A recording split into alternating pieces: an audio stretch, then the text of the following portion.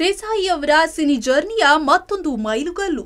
Thriller ಸಿನಿಮಾಗಳ master ಎಂದೇ ಹೆಸರಾಗಿರುವವರು ನಿರ್ದೇಶಕ ಸುನಿಲ್ ಕುಮಾರ್ ದೇಸಾಯಿ. 80ರ ದಶಕದಲ್ಲಿಯೇ ಇಂದಿಗೂ ಪ್ರಸ್ತುತವಾಗುವಂತಹ ಚಿತ್ರಗಳನ್ನು ಕೊಟ್ಟಿರೋ ದೇಸಾಯಿ ಉತ್ಕರ್ಷ ಚಿತ್ರದ ಮೂಲಕ ಮರಳಿದ್ದಾರೆ. ಈ ಚಿತ್ರ ಇದೇ ಮಾರ್ಚ್ 22ರಂದು ಬಿಡುಗಡೆಗೊಳ್ಳಲಿದೆ. ಸುನಿಲ್ ಕುಮಾರ್ ದೇಸಾಯಿ ಅವರ ಪಾಲಿಗಿದು ಭರ್ಜರಿ ರೀ ಎಂಟ್ರಿ. ಈ ವಿಚಾರ ಉತ್ಕರ್ಷ ಚಿತ್ರದ ಫಸ್ಟ್ ಲುಕ್ ಪೋಸ್ಟರ್ ನೋಡಿದಾಗಲೇ ಪ್ರೇಕ್ಷಕರಿಗೆ ಮನದಟ್ಟಾಗಿತ್ತು. ಯಾಕಂದ್ರೆ ಹುಡುಗಿಯೊಬ್ಬಳ ರಕ್ತಸಿಕ್ತ ಕಾಲುಗಳನ್ನಷ್ಟೇ ತೋರಿಸೋ ಮೂಲಕ ಇದರ ಕಥೆಯ ಬಗ್ಗೆ ಜನರೆಲ್ಲ ಕುತೂಹಲಗೊಳ್ಳುವಂತೆ ಮಾಡಿದ್ರು.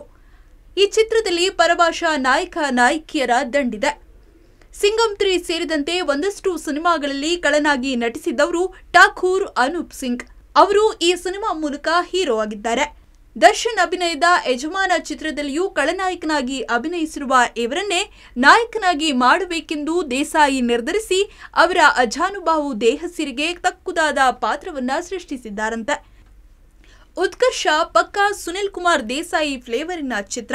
80ರ ದಶಕದಿಂದ ಆರಂಭವಾದ ಇವರ ಹಿಟ್ ಮೂವಿಗಳ ಜರ್ನಿ ಉತ್ಕರ್ಷ ಮೂಲಕ ಮತ್ತೆ ಲಕಲಕಿಸೋ ಲಕ್ಷಣಗಳಿವೆ. ಇದು ಆ ಹಾದಿಯಲ್ಲೊಂದು ಮೈಲುಗಲ್ಲಾಗಿ ದಾಖಲಾಗೋದು ಸ್ಪಷ್ಟವಿದೆ. ಅಷ್ಟಕ್ಕೂ ಈ ಸಿನಿಮಾ ಈ ಹಂತಕ್ಕೆ ತಲುಪಿದೆ ಅಂದರೆ ಈ ಹಾದಿಯಲ್ಲಿ ದೇಸಾಯಿ ಅವರು ಹಲವಾರು ಏಳು ಬೀಳುಗಳನ್ನ ಕಂಡಿದ್ದಾರೆ. ಅದೆಲ್ಲವನ್ನ ನೀಗಿಕೊಂಡು ಒಂದೊಳ್ಳೆ ಚಿತ್ರ ಮಾಡಿರುವ ಖುಷಿ ಅವರಲ್ಲಿದೆ.